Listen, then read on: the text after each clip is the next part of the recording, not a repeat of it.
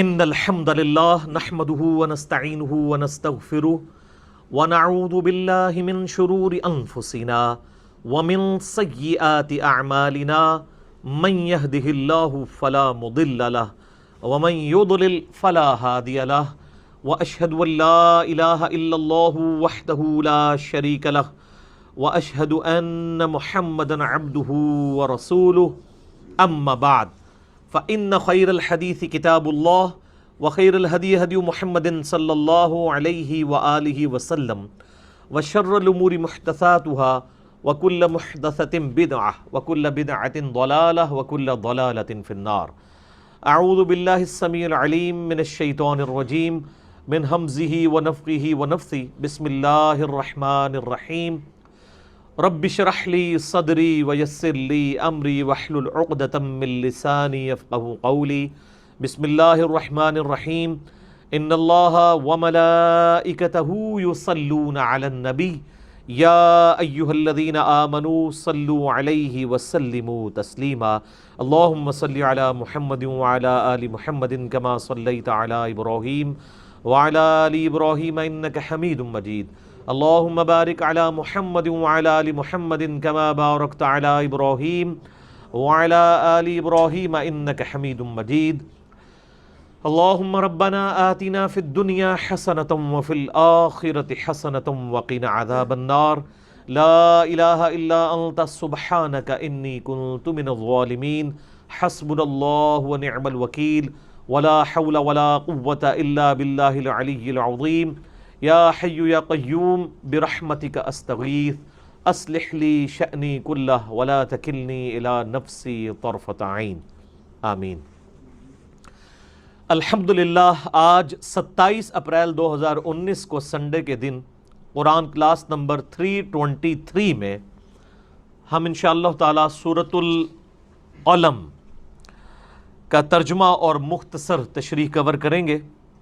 سورۃ القلم بھی مکی صورت ہے اور اس میں جو ابتدائی چند آیات ہیں وہ نبی صلی اللہ علیہ وآلہ وسلم کی جو بعثت ہے، یعنی آپ نے جب اعلان نبوت کیا اس پیریڈ کی آیات ہیں، یعنی بہت کریٹیکل ہیں اس حوالے سے. اور اس صورت کا مرکزی ٹاپک یہ ہے کہ نبی صلی اللہ علیہ وآلہ وسلم نے جو دعوت توحید بلند کی تھی مشرکین عرب میں، وہ لوگ جو کہ آپ صلی اللہ علیہ وآلہ وسلم کو اپنی آنکھوں کا تارا سمجھتے تھے اور اتنی رسپیکٹ دیتے تھے، توحید کی دعوت کی وجہ سے ان کے جانی دشمن بن گئے، حتیٰ کہ ان لوگوں نے آپ صلی اللہ علیہ وآلہ وسلم کو معاذ اللہ شاعر، پاگل، مجنون اس قسم کے القابات دینے شروع کر دیے.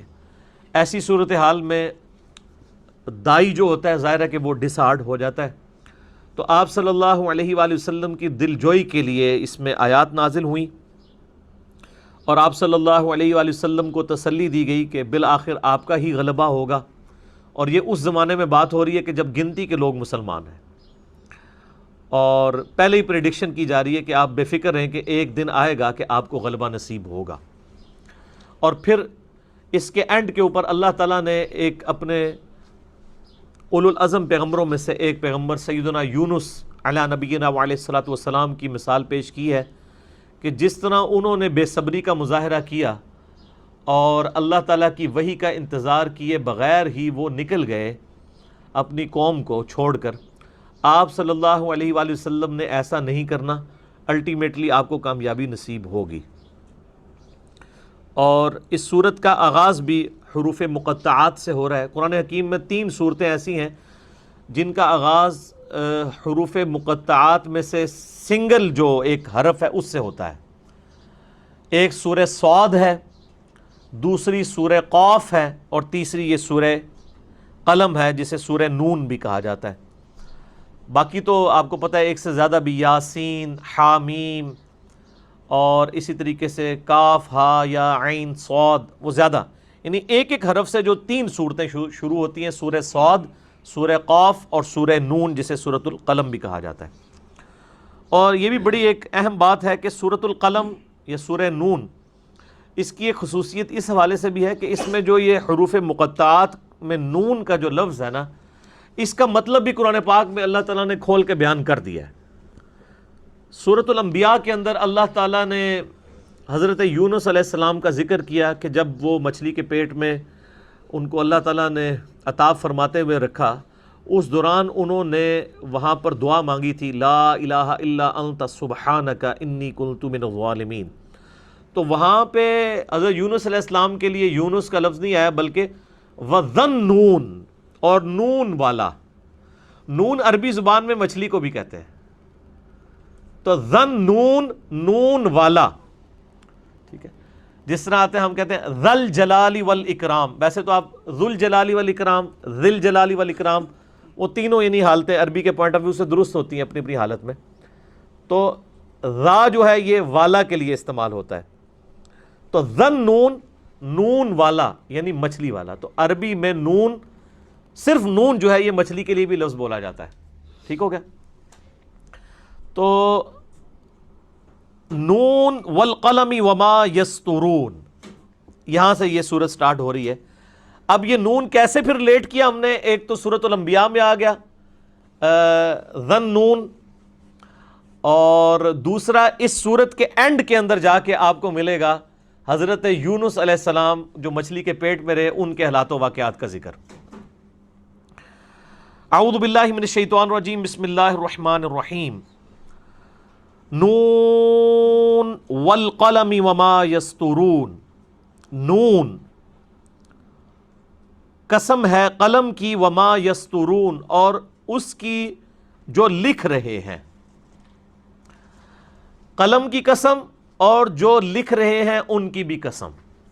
ایک تو القلم، اللہ تعالیٰ کے ہاں وہ قلم ہے جس کے بارے میں جامعہ ترمذی میں صحیح سند کے ساتھ حدیث ہے کہ اللہ تبارک و تعالیٰ نے سب سے پہلے قلم کو پیدا فرمایا اور پھر اسے حکم دیا کہ لکھ جو کچھ ہو چکا اور جو ہونے والا ہے۔ ہو چکا کیا؟ قلم کی پیدائش، اور ہونے والا یعنی بعد کی جتنی بھی تقدیر میں معاملات ہونے والے تھے، اللہ تعالیٰ نے اس کو لوح محفوظ پہ پہلے ہی قلم کے ذریعے لکھوا لیا۔ تو وما یسطرون، اور جو وہ لکھ رہے ہیں، یہاں لکھنے والوں سے مراد فرشتے بھی ہو سکتے ہیں جو کہ نامہ اعمال لکھ رہے ہیں۔ اس کے علاوہ دنیا میں جتنے بھی علوم ہیں اگر آپ دیکھیں وہ قلم کے ذریعے ٹرانسفر ہوئے ہیں۔ سورۃ العلق کی جو شروع کی آیات ہیں اس میں بھی آتا ہے نا، الذی علم بالقلم، اللہ وہ ہے جس نے قلم کے ذریعے علم سکھایا۔ یہ سارے کا سارا انسانی نالج جو ہے وہ قلم کے ذریعے ٹرانسفر ہو رہا ہے، سینہ مسینہ ٹرانسفر نہیں ہو رہا۔ حتیٰ کہ جو اللہ تعالیٰ کی طرف سے وحی کا نزول بھی ہوتا تھا وہ بھی آپ صلی اللہ علیہ وآلہ وسلم لکھوا دیا کرتے تھے، وہ وحی اس کو ریٹن فارم میں سٹور کیا جاتا تھا۔ انسانی تاریخ میں جتنا بھی علم ہے اگر آپ دیکھیں وہ قلم کے ذریعے ٹرانسفر ہوا ہے، یعنی جس نے کوئی نالج حاصل کیا اس نے کتابی شکل میں لکھا، پھر وہ آگے ٹرانسفر ہوا، پھر مزید لوگوں نے تحقیق کی، اس میں ویلیو ایڈیشن کی، اور کرتے کرتے کرتے آج آپ دیکھ لیں انسانی علم کہاں پہ پہنچ چکا ہے کہ آج انسان نے اسی یعنی ایکوائرڈ نالج کے ذریعے ایسے جہاز بنا لیے ہیں جو ریفیولنگ کے بغیر 8 سے 10 ہزار کلومیٹر تک 400-500 مسافروں کو لے کے اڑ سکتے ہیں۔ یعنی انسانی ترقی ہے نا، یہ انسان نے یہ ترقی کی ہے، اور اللہ تعالیٰ نے وہ علم، ان السمع والبصر والفؤاد کل اولئک کان عنہ مسئولا، بے شک کان، آنکھیں، عقل، اس کے بارے میں پوچھا جائے گا کہ یہ جو 3 انسٹرومنٹ دیے تھے ان کو استعمال کر کے تم نے حق بات حاصل کرنے کی کوشش کیوں نہیں کی۔ وہ 3 یعنی انسٹرومنٹس کے ذریعے سارے کا سارا علم، سائنس کا علم ہو یا جتنے بھی علوم ہیں وہ اسی طریقے سے ٹرانسفر ہوئے ہیں۔ اس شیشے کا دروازہ باہر والا بند کر دیں۔ تو یہ سارے کا سارا علم کس طرح ٹرانسفر ہوا ہے؟ قلم کے ذریعے۔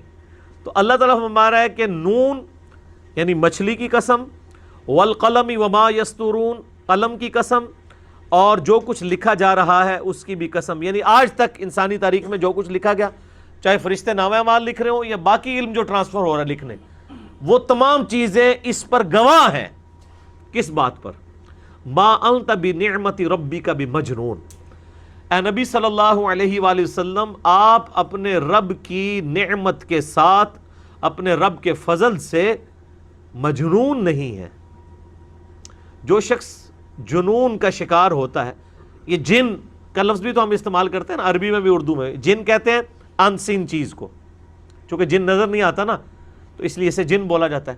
مجنون جس کے اوپر جنات کا آسیب کا اثر ہو، پاگل ہو گیا ہو، ذہنی توازن بگڑ گیا ہو. تو آپ اپنے رب کے فضل سے مجنون نہیں ہیں. یہ ساری انسانی تاریخ اس پر گواہ ہے. کیوں بھائی؟ انسانی تاریخ جو علم کے ذریعے محفوظ کی گئی، جو علم ٹرانسفر کیا گیا، اس علم کے ذریعے ایک چیز تو ہر انسان کو یہ معلوم ہے کہ جو مجنون شخص ہوتا ہے اس کا کریکٹر اس طرح کا نہیں ہوتا. اور آپ علیہ السلام کا کریکٹر جو ہے وہ 40 سالہ زندگی آپ کی بعثت سے پہلے مشرکین عرب سے اللہ نے منوا لی تھی. تو مشرکین عرب کو بھی یہ بات پتا تھی کہ وہ ضد میں ان کو پاگل کہہ رہے تھے. یہ سارا علم گواہ ہے کہ جو پاگل ہوا کرتے ہیں اگر ان کے بارے میں نالج حاصل کیا جائے تو ان کا کریکٹر ایسا نہیں ہوا کرتا. سورہ یونس میں آیا ہے، اللہ تعالیٰ فرماتا ہے نبی ان سے فرماؤ میں اتنا عرصہ تم میں رہا ہوں. یعنی اعلان نبوت سے پہلے کی جو 40 سال کی زندگی ہے اللہ تعالیٰ نے ایز اے دلیل پیش کی ہے مشرکین عرب کے سامنے کہ آپ کا جو کریکٹر ہے یہ کہیں سے لگتا ہے کہ کسی مجنون کا ایسا کریکٹر ہو، کسی شاعر کا ایسا. بھائی شاعر کا بھی ایک خاص مزاج ہوتا ہے، وہ مزاج آپ کو نظر آتا ہے اس نبی کے اندر. پھر یہ وہ شخص ہے جس کو تم خود صادق اور امین مانتے ہو، اور اب یہ شخص اگر دعوی نبوت کر رہا ہے تو یہ تو تم بھول جاؤ کہ یہ جھوٹ بولنے والا ہے. جس نے 40 سال جھوٹ نہیں بولا تو اب اس نے کون سی منفعت ایسی حاصل کرنی ہے. تو اللہ تعالیٰ نے آپ علیہ السلام کی اس مبارک زندگی کو دلیل بنایا ہے آپ کی نبوت کے اوپر. تو انسانی علم بھی اس پہ گواہ ہے اور آج تک گواہ ہے. سر مائیکل ہارٹ نے جو کتاب لکھی تھی 100 کامیاب ترین شخص انسانی ہسٹری میں، تو لکھنے والا تو کرسچن ہے لیکن اس نے نبی صلی اللہ علیہ وآلہ وسلم کو پہلے نمبر پہ رکھا ہے. بڑی بات ہے. یعنی یہ قرآن کا زندہ معجزہ آپ علیہ السلام کی وفات کے بھی آپ سمجھ لیں آلموسٹ 1300 سال کے بعد ظاہر ہوا ہے کہ اس وقت بھی جب انسانی علم اتنی ترقی کر چکے، آج ہمارے پاس سارا ڈیٹا موجود ہے، آج بھی لوگ کہہ رہے ہیں کہ سب سے بہترین پرسنالٹی، موسٹ انفلوئنشل پرسنالٹی جس نے انفلوئنس کیا انسانیت کی میں، وہ آپ علیہ السلام کی مبارک ذات ہے. تو جس کا اس طرح کا کردار ہو وہ پاگل تو نہیں ہو سکتا. تم اپنے رب کی نعمت کے ساتھ اللہ کے فضل سے تم مجنون نہیں ہو. وَإِنَّ لَكَ لَأَجْرًا غَيْرَ مَمْنُونَ، اور آپ صلی اللہ علیہ وآلہ وسلم کے لیے تو ایک ایسا اجر ہے جو کبھی ختم نہیں ہوگا. یعنی صدقہ جاریہ آپ علیہ السلام نے جو دعوت توحید بلند کی آج دنیا کی ہر جگہ پہ موجود ہے. آپ جو بھی نیک اعمال کرتے ہیں الٹیمیٹلی اس کا ثواب کسے ملتا ہے؟ نبی صلی اللہ علیہ وآلہ وسلم کو، کیونکہ ان کے لیے صدقہ جاریہ ہے. صحیح مسلم میں حدیث ہے نا کہ میت کو 3 اعمال کا ثواب پہنچتا ہے. نمبر 1 علم کی بات جو اس نے لکھی تھی، جیسے امام بخاری نے صحیح بخاری لکھی، قیامت تک انشاءاللہ یہ بخاری پڑھی جائے گی، امام بخاری کو اس ایفرٹ کا ثواب ملے گا. تو نبی علیہ السلام جنہوں نے یہ دعوت حق بلند کی تھی، لوگوں کو اللہ کی شناخت کروائی، قیامت تک جتنے لوگ بھی توحید پر چلیں گے اللہ تعالیٰ کے تابع فرمان بنیں گے، اس کا ثواب نبی علیہ السلام کے نامہ اعمال میں جائے گا. نہ ختم ہونے والا ثواب ہے یہ. یعنی ایک آپ سمجھ لیں ایک فشن ریاکشن ہے جو سٹارٹ ہوا ہے. اور دوسرا صحیح مسلم میں الفاظ ہیں کہ صدقہ جو میت کی طرف سے کیا جاتا ہے اس کا ثواب اسے ملتا ہے، نیک اولاد جو اس کے لیے دعا یا صدقہ کرتی ہے. اور تیسرا جو اس نے اپنی زندگی کے اندر کوئی ایک ایسا کام کیا ہے صدقہ اور خیرات کے پوائنٹ آف ویو سے، تو وہ بھی اس کا ثواب اس کو ملتا رہتا ہے. علم کی بات، اپنی زندگی میں کوئی صدقہ اور خیرات، اور اس کے مرنے کے بعد جو اولاد اس کے لیے نیک دعا کرتی ہے یہ صدقہ اور خیرات. تو یہ ساری کی ساری امت جو ہے یہ نبی علیہ السلام کی روحانی اولاد ہے نا سر. النبی اولا بالمؤمنین من انفسہم وازواجہ امہاتہم. نبی علیہ السلام مومنین کی جانوں پر ان سے بڑھ کر حق رکھتے ہیں، اور نبی کی بیویاں امت کی مائیں ہیں. تو نبی علیہ السلام کی بیویاں امت کی مائیں کس کی نسبت کی وجہ سے ہیں؟ نبی علیہ السلام کی نسبت کی وجہ سے، ورنہ تو ان کی کوئی اپنی تو کوئی حیثیت نہیں ہے. تو نبی علیہ السلام کی نسبت کی وجہ سے وہ امت کی مائیں ہیں، کیونکہ نبی علیہ السلام امت کے روحانی باپ ہیں. نبی علیہ السلام کی بیویاں امت کی روحانی مائیں ہیں. اور اسی رسپیکٹ کی وجہ سے سورۃ الاحزاب میں آیا کہ نبی کی وفات کے بعد کسی کے لیے یہ جائز نہیں کہ وہ نبی کی بیویوں کے ساتھ نکاح کرے. یعنی ان کو پروٹوکول دیا گیا ہے کہ ان کے ساتھ تم نکاح نہیں کرو گے، یہ نبی علیہ السلام کا پروٹوکول ہے. تو یہاں تک تو بات ٹھیک ہے. باقی جو لوگ کہتے ہیں کہ جی نبی کی جو بیویوں کے بھائی ہیں وہ امت کے ماموں ہیں، ٹھیک ہے، تو یہ جو ماموں بنا رہے تھے نا امت کو، تو ہمارا کلپ کل ہی اپلوڈ ہوا ہے کہ حضرت معاویہ رضی اللہ تعالیٰ عنہ کیا مومنین کے ماموں ہیں؟ تو بتایا کہ یہ جعلی ہے، جتنا اللہ نے بتانا تھا اتنا بتا دیا ہے۔ لیکن یہ اس امت کی آپ کو پتہ نا تسلی نہیں ہوتی، یہ ہر مسئلے میں کوئی نہ کوئی چیز خود سے داخل کرتے جاتے ہیں، پوری ایکویشن بنا دیتے ہیں۔ یعنی ہماری ایز اے نیشن یہاں پہ عادت ہے کہ وہ 10 ہو نا تو 2 لگا کے 1000 بنا لیتا ہے، ایک اور بندہ آتا ہے اس کو 10,000 بنا دیتا ہے۔ غلو، یا اہل الکتاب لا تغلو فی دینکم، اپنے دین میں غلو نہ کرو۔ حضرت عیسیٰ علیہ السلام کے بارے میں کس طرح غلو کیا، کرتے کرتے خدا کا بیٹا بنا دیا۔ تو غلو نہیں ہونا چاہیے۔ تو آپ کے لیے نہ ختم ہونے والا اجر ہے۔ تو جو لوگ یہ سمجھ رہے ہیں کہ معاذ اللہ آپ مجنون ہیں، آپ نے تو وہ دعوت لانچ کی ہے جو کبھی منقطع نہیں ہوگی، قیامت تک چلتی رہے گی۔ آپ علیہ السلام کی مبارک زندگی میں بھی ایسے کئی ایک واقعات ہوئے ہیں۔ پہلا تو وہ واقعہ جو بخاری مسلم میں آتا ہے نا، جب پہلی وحی نازل ہوئی تھی تو آپ علیہ السلام پہ یعنی ایک خوف کی کیفیت طاری ہو گئی۔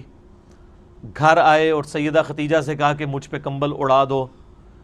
ظاہر ہے آپ علیہ السلام کے لیے ایک پہلا ایکسپیرینس تھا کہ آپ نے غار کے اندر اس طرح جبرائیل علیہ السلام کو دیکھا، اور پھر وہ پورے یعنی حدیث ہے بخاری مسلم میں، اس کا جو ایک پورشن ہے نا میں وہ بیان کر رہا ہوں۔ اس میں حضرت ختیجہ نے آپ علیہ السلام کو کیا تسلی دی تھی کہ آپ علیہ السلام صلہ رحمی کرتے ہیں، آپ غریبوں کی مدد کرتے ہیں، ٹھیک ہے جی، اللہ تعالیٰ کبھی بھی آپ کو بے یار و مددگار نہیں چھوڑے گا، اور آپ بڑے اچھے اخلاق کے مالک ہیں۔ تو آپ علیہ السلام کا اخلاق بعثت سے پہلے ہی منوایا ہوا تھا اللہ تعالیٰ نے آپ کے کریکٹر کی وجہ سے۔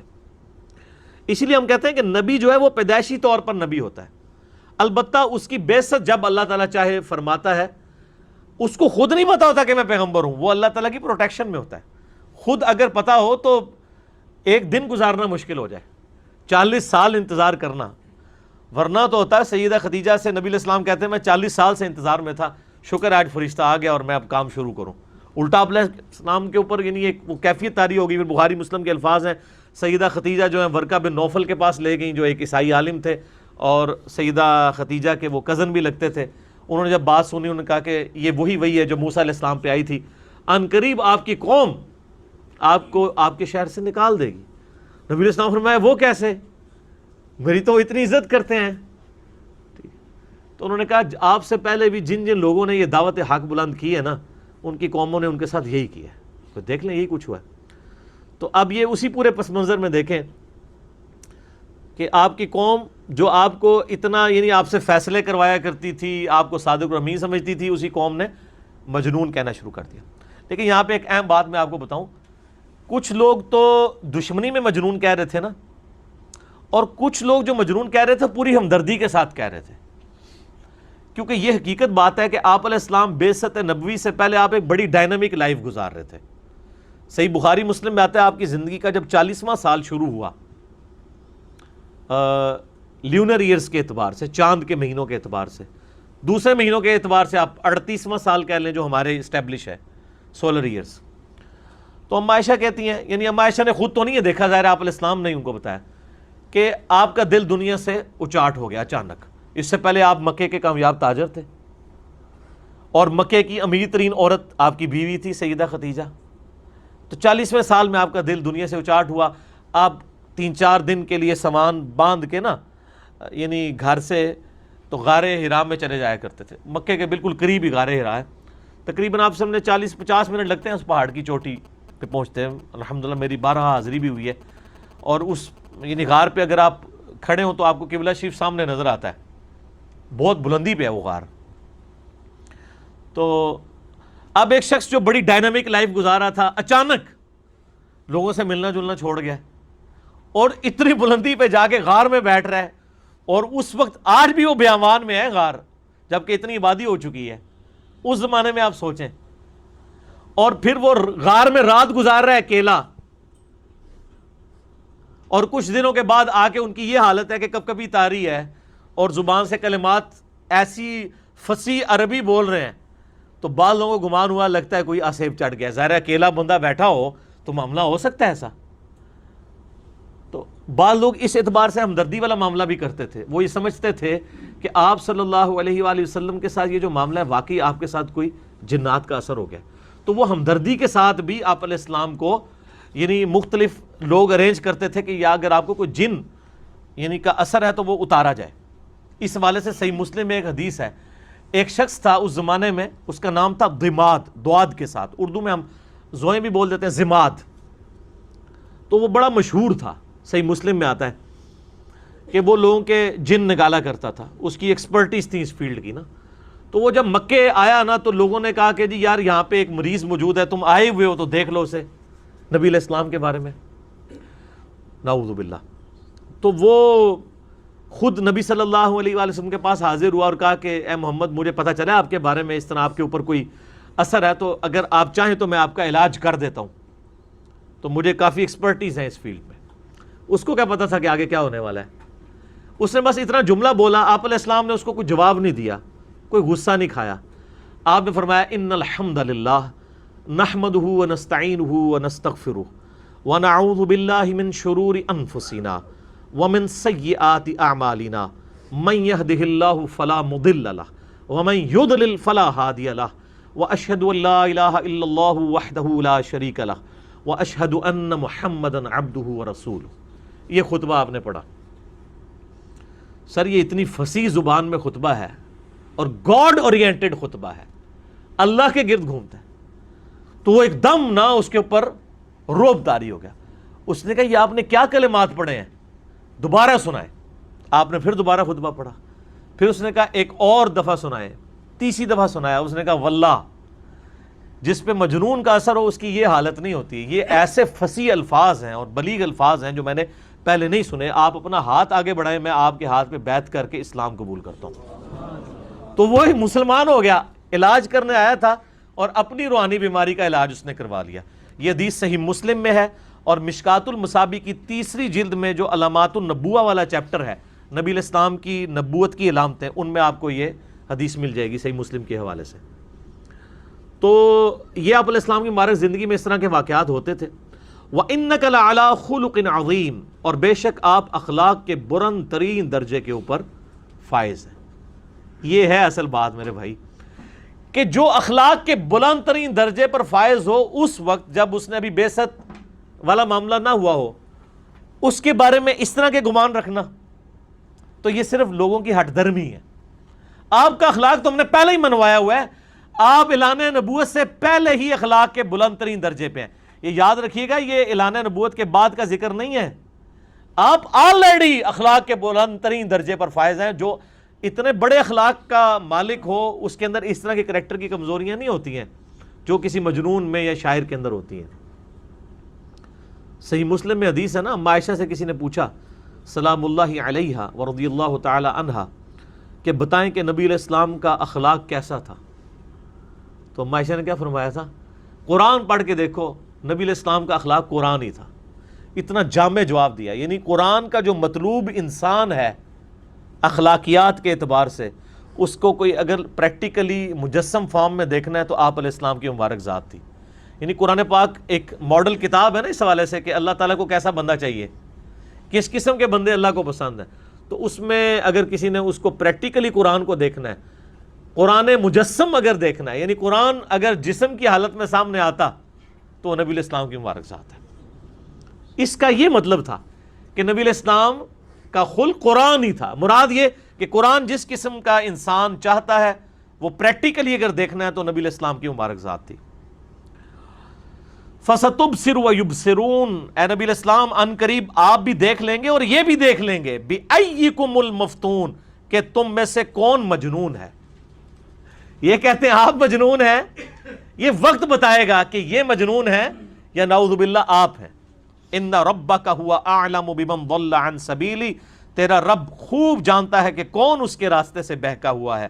وهو اعلم بالمهتدین، اور اسے خوب معلوم ہے کہ کون ہدایت پہ ہے.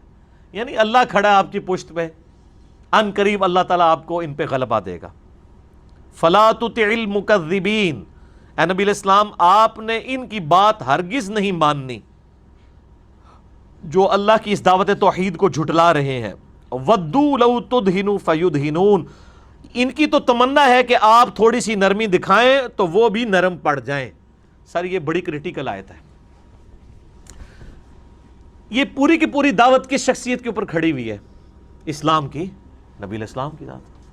آپ علیہ السلام کی مبارک دعوت، آپ کا کانفیڈنس، آپ کی کمپیٹنسی یہ لیڈ کر رہی اس دین کو. اگر دائی کوئی ڈھیلا کر دیا جائے تو دعوت بیٹھ. آج بھی یہی ہوتا ہے کہ سب سے زیادہ اٹیک شیطان کا من الجنت والناس اس شخص کے اوپر ہوتا ہے جو شخص دعوت لے کے کھڑا ہوتا ہے.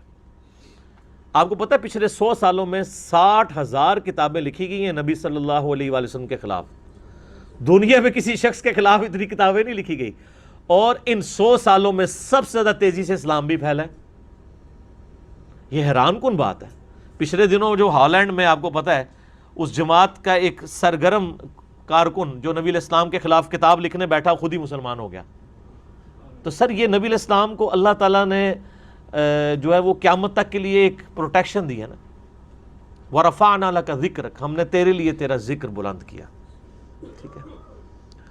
اور اِنَّا كَفَيْنَاكَ الْمُسْتَهْزِئِينَ سورۃ الحجر میں آتا ہے نا, اے نبی آپ کا جو مذاق اڑاتے ہیں نا ہم آپ کی طرف سے کفایت کریں گے. مذاق اڑانے والوں کو ہی منوائیں گے کہ دنیا میں اگر کوئی لیڈر ہے, کوئی ہادی ہے, کوئی منجی ہے تو نبی صلی اللہ علیہ وآلہ وسلم کی مبارک ذات ہے. تو آپ نے پرواہ نہیں کرنی ہے. یہ تو چاہتے ہیں آپ ڈھیلے پڑیں تو یہ بھی ڈھیلے پڑ جائیں. اور وہ کہتے تھے, سورہ یونس میں آتا ہے کہ اے نبی یہ قرآن بہت سخت ہے, تھوڑا سا اس کو نرم کرو تو ہم قرآن کو مان لیں گے. یہ لالا بات ہے کہ مسلمان یہ سمجھتا ہے کہ اللہ تعالیٰ نے ویسے ہی معاف کر دینا ہے. کافروں کو تو چونکہ عربی آتی تھی نا, ان کو پتہ تھا کہ قرآن کتنا ڈاڈا ہے, اللہ کتنا ڈاڈا ہے. مسلمان کہتا ہے نہیں اللہ کے, اللہ تو بس ایک جس طرح بوڑھی اماں ہوندی ہے, وہ انہوں نے یہی سمجھا ہوا ہے. لیکن کافروں کو تو پتہ تھا, وہ کہتے تھے کہ قرآن بہت سخت ہے نبی, اس کو تھوڑا نرم کرو. اسی طریقے سے سورہ بنی اسرائیل میں آتا ہے نبی یہ تو تلے ہوئے ہیں کہ آپ کو راہ حق سے ہٹا دیں, اور قریب تھا کہ آپ بھی تھوڑی سی بات ان کی مان لیتے اپنی شرافت کی وجہ سے, کہ تھوڑا سا کمپرومائز کر لیتے. اور اگر آپ ایسا کریں گے تو ہم آپ کو دنیا کی زندگی میں بھی دگنا عذاب دیں گے اور آخرت میں بھی, اور آپ کو اللہ کے عذاب سے بچانے والا کوئی نہیں ہوگا. آپ دیکھیں اللہ تعالیٰ اپنے یعنی توحید کے معاملے میں کتنا سینسٹیو ہے. حالانکہ ایسا ہوا نہیں ہے لیکن یہ بتا دیا گیا. پھر سورۃ الحاقہ اگلی سورت ہے, اس میں آتا ہے کہ اگر یہ نبی اپنی طرف سے کوئی بات ہماری طرف منسوب کر دیں, ہم ان کا دایاں ہاتھ پکڑ کے ان کی رگے جاں کاٹ دیں اگر یہ ہماری مرضی کے بغیر کوئی بات کرتے ہیں اپنی طرف سے. یہ چیز بتا رہی تھی کہ نبی علیہ السلام اللہ تعالیٰ کے بھی پابند تھے, دین میں خود سے کوئی معاملات کر نہیں سکتے تھے. تو یہاں پہ بھی نبی علیہ السلام کہا جا رہا ہے کہ یہ تو خواہش رکھتے ہیں کہ آپ ڈھیلے پڑیں تو یہ بھی آپ کے ساتھ ڈھیلے پڑ جائیں گے. جو آپ کو تکلیفیں دے رہے ہیں نہیں دیں گے. آپ کو پتہ ہے نا وہ کبھی کہتے تھے جی عرب کی کسی خوبصورت عورت سے شادی کرنی ہے تو کروا دیتے ہیں, جتنا مال چاہیے دے دیتے ہیں, سرداری چاہتے ہو تو دے دیتے ہیں. کتنی آفرز کرتے تھے کہ آپ علیہ السلام ڈھیلے پڑ جائیں. اس لیے دائی کی بڑی ذمہ داری ہے کہ وہ جب بھی کوئی دعوت کے لیے کہیں پہ کھڑا ہو تو یہ چیز دیکھے کہ یہ جو یعنی مخالف سمت سے کون سی ایسے چور راستے ہیں جس سے شیطان داخل ہو سکتا ہے. اور جب دائی ڈھیلا پڑ جائے نا پھر دعوت ڈھیلی پڑ جاتی ہے. اچھا اس سے یہ بھی پتہ چل گیا کہ نبی علیہ السلام اللہ کے معاملات میں زیرو کمپرومائز کرتے تھے یہاں پہ, بلکہ اللہ تعالیٰ کہہ رہا ہے کہ ڈھیلے نہیں پڑھنا. ڈھیلے کیا پڑھنا ہے؟ آپ علیہ السلام نمازیں پڑھنی چھوڑ دینی تھی. ڈھیلے یہ ہے کہ آپ جو سٹانس لے کے کھڑے ہوئے نا اس میں ٹالرنس نہیں شو کرنی. اللہ کے فضل سے اس پلیٹ فارم میں بھی آپ کو ٹالرنس نہیں نظر آئے گی. لوگ تو کہتے ہیں ذرا تھوڑا سا بزرگوں پہ ہاتھ ہولا رکھے, اے ہی دیکھ لو وَدُّوا لَوْ تُدْهِنُ فَيُدْهِنُونَ. وہ تو تمنا کرتے ہیں آپ تھوڑے سے نرم ہو جائیں, تھوڑا سا بزرگوں پہ ہاتھ ہولا رکھیں تو وہ بھی آپ پہ نرم ہو جائیں گے. لیکن سر بزرگوں پہ اگر ہاتھ ہولا رکھ دیا تو پھر تو یہ پوری کی پوری دعوت گر گئی نا. حق کبھی باطل سے کمپرومائز نہیں کر سکتا. باطل ضرور کہتا رہتا ہے کہ حق تھوڑا ڈھیلا پڑے تو اسی بھی ڈھیلے پڑ جائیں گے. حق کبھی کمپرومائز نہیں کرتا. یہ باطل کے اندر کمزوری کیونکہ ہوتا ہی جو ڈھیلا ہے تو وہ کہتا رہتا ہے سر تھوڑا سا ہاتھ ہولا رکھے. لیکن حق تو کھڑا ہی اس کے اوپر ہے کہ وہ سچائی ہے. اولو العلم قائما بالقسط. اہل علم جو ہے نا وہ انصاف کے اوپر کھڑے ہوئے ہوتے ہیں. وہ پھر پرواہ نہیں کرتے کہ کیونکہ اگر وہ اس طرح کا اللہ تبارک و تعالیٰ اگر یہ ٹالرنس شو کر دے توحید کے معاملے میں اور عقائد کے معاملے میں تو سر پھر تو کفر اور اسلام میں فرق ہی نہیں رہے گا. پھر تو یہ دین تماشا ہی بن جائے گا. فلا تطع کل حلاف مہین. اے نبی علیہ السلام آپ نے ہرگز اطاعت نہیں کرنی جھوٹی قسمیں کھانے والے اس ذلیل شخص کی. اب اس شخص سے مراد کون ہے جس کی آگے اتنی سخت الفاظ میں مذمت آ رہی ہے؟ اکثر مفسرین کا خیال ہے کہ یہ ولید بن مغیرہ تھا، حضرت خالد بن ولید رضی اللہ تعالیٰ عنہ کا جو باپ تھا۔ لیکن صرف وہ اکیلا نہیں تھا، اس قسم کے یعنی اخلاق کی پستی میں گرے ہوئے کئی ایک لوگ مکے میں موجود تھے جو آپ علیہ السلام کی دعوت کے خلاف کھڑے ہوئے تھے۔ وہ ڈومیننٹ پرسنالٹیز تھیں، کیونکہ وہی سٹیک پہ لگے ہوئے تھے نا۔ غریب لوگوں کو کیا فرق پڑتا ہے؟ اصل میں تو اوپر جو لیڈرز ہیں ان کو فرق پڑتا ہے۔ اب اللہ تعالیٰ نے جو غصے کے الفاظ ہیں، ان کی بات نہیں ماننی، جھوٹے قسمیں کھانے والے ذلیل شخص کی، ہمازٍ مشاء بنمیم، جو بہت نکتہ چین ہے اور چغلیاں کھاتا پھرتا ہے، مناع للخیر معتد اثیم، سخت منع کرنے والا بھلائی سے اور حد سے بڑا ہوا بڑا ہی بدکار، کوئی اچھی بات قبول نہیں کرتا، بدکاری کی باتوں میں ہی بات کرتا ہے۔ عتل بعد ذالک زنیم، اکھڑ مزاج ہے، اور سب سے بڑھ کر یہ کہ وہ مشہور بدنام ہے۔ اس کے دو معنی کیے گئے ہیں۔ بعد ذالک زنیم کا ایک ترجمہ یہ بھی کیا گیا ہے عرب لنگوسٹک کے اندر کہ یعنی یہ ولد الزنا ہے، آؤٹ آف ویڈ لاک پیدا ہوا ہے، یہ حرامی ہے۔ اور ایک ترجمہ یہ ہے کہ یہ یعنی اپنی جو شرارتوں میں مشہور ہے۔ دونوں ترجمے بیک وقت درست ہیں، اور بعض لوگ پھر اس کی پلی بھی لیتے ہیں جو غیر مسلم ہیں، وہ کہتے ہیں کہ اللہ تعالیٰ جو ہے وہ اس طرح کی لینگویج کیوں یوز کرتا ہے کسی بارے میں۔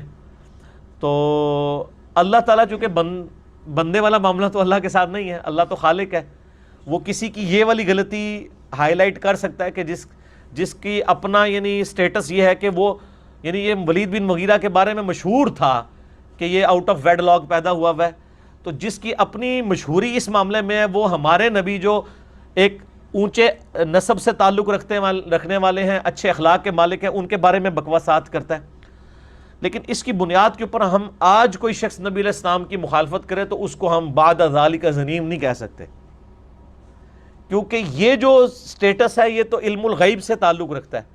کوئی شخص کسی کے بارے میں نہیں کہہ سکتا کہ وہ حلالی ہے یا حرامی ہے، وہ کہہ سکتا ہے۔ باقی جہاں تک ہمارے علماء کا تعلق ہے تو یہ حلال اور حرام کا فیصلہ تو اس اعتبار سے کرتے ہیں کہ آپ ان کے مسلک سے ہوں تو آپ حلالی ہیں، آپ مسلک چھوڑ دیں تو آپ حرامی ہو جائیں گے، اور دوبارہ مسلک میں آ جائیں پھر حلالی ہو جائیں گے۔ مزے کی بات دیکھیں نا، حلالی حرامی ہو جائے یہ تو چلے سمجھ آتا ہے، حرامی دوبارہ حلالی کیسے ہو گیا؟ ٹھیک ہے نا۔ تو بعض لوگوں نے اس کی پلی لے کے پھر کہا جی گستاخوں کو آپ گالیاں نکال سکتے ہیں، یہ اللہ کی سنت ہے۔ اللہ نے کوئی گالی نہیں نکالی ہے، گالی تو ہوتی ہے کسی کے اندر کوئی عیب موجود نہ ہو، اس میں وہ بات کرنا۔ ایک شخص اپنے عیوب کے اندر مشہور ہو اور وہ بات کرنے والا کون ہے؟ اللہ۔ اگر اس قسم کی گالی کسی کو دینی ہے نا آپ نے، تو اس کے لیے آپ پہلے یہ دعویٰ کریں کہ یا تو آپ نبی ہیں یا خدا ہیں، کیونکہ اس کے علاوہ تو کسی کو علم الغیب نہیں ہے۔ ورنہ میں نے بتا دیا ان کا تو کرائٹیریا یہ کہ دوسرے مسلک میں چلا جائے تو حرامی اور واپس آ جائے تو حلالی ہو جاتا ہے، اور اس کی بنیاد پہ لوگوں کو کہتے ہیں گستاخ رسول تے ہوندے ہی جڑا ہے نا وہ حرامی ہے، نعوذ باللہ۔ تو پھر ہم نے ان کو کہا کہ اگر آپ کا کرائٹیریا یہی ہے تو آپ نے تو مطلب اس قسم کے لوگوں کی حرامیوں کی لسٹ بنائی ہوئی ہے، تو ہم نے بھی ایک لسٹ بنائی ہوئی ہے، آپ کو دکھا دیتے ہیں۔ پھر تو ہماری تو آپ کو پتہ نا لسٹ بنی ہے، اندھا دھند پیروی کا انجام، انڈیا اور پاکستان کے بزرگوں کی 19 گستاخانہ عبارات کا تحقیقی جائزہ۔ وہ جب ہم لسٹ سامنے رکھتے ہیں نا تو وہ پھر وہ بھول ہی جاتے ہیں یاد، کیونکہ ان کے اپنے بزرگ بھی اسی میں آ رہے ہوتے ہیں۔ ٹھیک ہے، پھر آخری حال یہی ہے ان لوگوں کو بتایا جائے، اس طرح نہیں ہوتا میرے بھائی۔ کسی کا حرامی ہونا یا حلالی ہونا یہ اس کے لیے کوئی کمزوری والی بات نہیں ہے، ظاہر ہے اس کا تو کوئی قصور نہیں ہے، لیکن یہ بات کس کانٹیکسٹ میں ہو رہی ہے کہ جو شخص خود سراپا شر ہے اور وہ نبی علیہ السلام کے اوپر تان کر رہا ہے، جس کے بارے میں یہ ساری چیزیں مشہور ہیں کہ کس سسٹم کی آؤٹ پٹ ہے، آج آپ کسی کے اوپر اس طریقے سے فٹ نہیں کریں گے۔ اس میں میرا یوٹیوب پہ کلپ ہے، کیا گستاخوں کو گالیاں دینا ثواب کا کام ہے؟ تو اس میں وہ جو پلی لیتے ہیں نا گالیاں دینے کے، اور گستاخوں کو بھی دوسرے فرقے کے، اپنے گستاخ رحمت اللہ علیہ، دوسروں کے جو گستاخ ہیں ان کو یہ کہتے ہیں۔ تو اگر ان کا عشق رسول 1 نمبر ہو نا تو اپنوں کو بھی نہ چھوڑے، تو 2 نمبر عشق رسول یا محبت رسول کوئی بھی لفظ استعمال کر لیں تو اس میں یہ، ہم تو خیر اس کے ساتھ ایگری نہیں کرتے، اس ڈاکٹرائن کو ہم مانتے ہی نہیں ہیں کہ کسی کے بارے میں اس طرح کے کومنٹس کیے جائیں۔ اللہ تعالیٰ یعنی عالم الغیب ہے، وہ اپنے بندے کے بارے میں کومنٹس بھی کر سکتا ہے، آپ کسی کے بارے میں اس طرح کے کومنٹس پاس نہیں کر سکتے۔ باقی جو یہ پلی لیتے ہیں نا گالیاں دینے کی، وہ انہوں نے سارے دلائل کا علمی محاسبہ کیا ہے. جو آپ کو پتہ ہے ہمارے ملک کے اندر ایک دھرنوں کی کیفیت جو شروع ہوئی ہے، اور اس کے اوپر جس طریقے سے یعنی سر عام نبی علیہ السلام کی کاز کے اوپر جس زبان سے نبی علیہ السلام کا نام لیا جاتا ہے اسی زبان سے ایسی ایسی موٹی گالیاں نکالی گئی ہیں جو عام لوگوں کی وکیبلری میں بھی نہیں ہے. ٹھیک ہے، یعنی ہم نے تو اس طرح کی گالی کبھی بچپن سے لے کے ابھی تک سنی نہیں ہے. تو وہ ظاہر ہے اتنی موٹی گالی علماء ہی نکال سکتے ہیں کیونکہ ان کا علم زیادہ ہوتا ہے نا. تو عوام تو جاہل لوگ ہیں، ہم کس طرح اتنی موٹی گالی نکال سکتے ہیں. تو آپ نے بھی اگر گالی دینی ہو تو علماء سے پوچھ کے چلا کریں. ٹھیک ہے، تو ویسے بچ کے رہیں اس طرح کے معاملات میں. ان کان ذا مال و بنین، اس کی غرور اور سرکشی اس لیے ہے کہ وہ مالدار ہے اور صاحب اولاد ہے. بیٹے اللہ نے دیے، مال اللہ نے دیا، اکڑ کس چیز کی؟ اذا تتلا علیہ آیاتنا، جب ہماری آیات اس کے سامنے پڑھی جاتی ہیں، قال اساطیر الاولین، وہ کہتے ہیں یہ تو اگلے لوگوں کے افسانے ہیں. یہ آگے چل کے آپ کو نا سورۃ المدثر میں مل جائے گا. یہ ولید بن مغیرہ بالکل حق قبول کرنے کے قریب پہنچ چکا ہوا تھا، چونکہ یہ بہت انٹلیکچوئل آدمی تھا. خالد بن ولید کا باپ، تو اس کو یہ اندازہ ہو گیا تھا کہ یہ پیغمبر صحیح ہے. اس لیے اللہ تعالیٰ کا اس پہ زیادہ غصہ ہے کہ چلو باقیوں کو تو سمجھ نہیں ہے، تو اتنا جینیس بندہ تھا. تو یہ یعنی بہانے کرتا تھا. جب یہ میٹنگ میں اس کو بلایا جاتا تھا یعنی بڑے پرخ کے طور پہ، وہ جو دارالندوہ میں میٹنگ کال ہوتی تھی وہ آپ سر عمر سیریز میں دیکھتے ہیں. آپ نے یہ ساری چیزیں دیکھنی ہے نا، ولید بن مغیرہ کیا کچھ کرتا تھا وہاں، تو عمر سیریز دیکھیں. وہ بیٹھ کے انہوں نے بٹھائی ہیں. تو یہ بڑا انٹلیکچوئل تھا، اس سے پوچھتے تھے سر آپ کیا کہتے ہیں. تو ایک ابو جہل کہہ رہا ہے کہ جی ہم اس کو شاعر کہتے ہیں. تو ولید بن مغیرہ کہتا ہے نہیں یار، شاعر اس طرح کے نہیں ہوتے، شاعروں والی تو کوئی بات ہی نہیں اس کے اندر. ایک اور کھڑا ہو کہتا ہے یہ مجنون ہے. تو وہ سارا ذکر اگلی صورت میں آئے گا. تو وہ کہتا ہے نہیں، مجنون اس طرح کے نہیں ہوتے، مجنون ایسے ہوتے ہیں. تو اللہ فرماتا ہے اس کے دل نے گواہی دے دی تھی کہ پیغمبر ہے، لیکن اینڈ پہ اس نے کہا بس یہی کہو کہ اگلے لوگوں کی سٹوریاں پڑھتا ہے. یہی سب سے معتبر قسم کا بہانہ یہی لگایا جا سکتا ہے. نعوذ باللہ من ذالک. کہتا ہے یہ اگلے لوگوں کے افسانے ہیں. سنسمہ علی الخرطوم، ان قریب ہم اس کی سونڈ پر داغ دیں گے. خرطوم کہتے ہیں لمبی ناک کو. یہ ناک اللہ تعالیٰ نے، ہو سکتا ہے اس کی ناک لمبی بھی ہو فزیکلی، اور عین ممکن ہے کہ یہ جو ہم بھی کہتے ہیں نا کہ میری ناک رہ جائے، یعنی عزت کے لیے بھی ایک استعارے کے طور پہ استعمال ہوتا ہے کہ یہ جو اس نے اپنی ناک رکھی ہوئی ہے نا، اس ناک کے اوپر ہم جو ہے نا داغ دیں گے، اس کو عذاب دیں گے. جو ناک بچانے کی خاطر یہ ہمارے نبی کا انکار کر رہا ہے. اللہ اکبر. پھر سورۃ الحاقہ میں آتا ہے ان قریب ہم اسے پھر آگ پہ پیش کریں گے. تو آپ بولتے ہیں خالد بن ولید جب مسلمان ہوئے وہ انہوں نے سین فلمایا عمر سیریز کے اندر. وہ سالم کے پاس آتے ہیں. بخاری مسلم میں حدیث ہے نا کہ 4 اصحاب سے قرآن سیکھو. سب سے زیادہ عبداللہ ابن مسعود ہیں، اور اس میں سیدنا ابی ابن کعب بھی ہیں، اور یہ سالم بھی ہیں، غلام تھے. تو سالم کو آگے کہتے ہیں سب سے پہلے تو مجھے وہ آیات یاد کروانا جو میرے باپ کے بارے میں نازل ہوئی ہے. بڑا مشکل کام ہے سر. عرب کے قبائلی سسٹم میں باپ بیٹے کا رشتہ بہت سٹرونگ تھا. یہاں انڈیا پاکستان میں جس طرح ماں بیٹے کا رشتہ سٹرونگ ہے نا، یہ تو وہ اس کے اندر وہ چیز ہی نہیں ہے. وہاں تو باپ بیٹا ہوتا تھا، ماں کی تو کوئی اوقات ہی نہیں ہوتی تھی، کیونکہ وہ قبائلی سسٹم تھا. میرے بیٹے، اور بیٹے بھی کہتے تھے ساڈے ابا جی.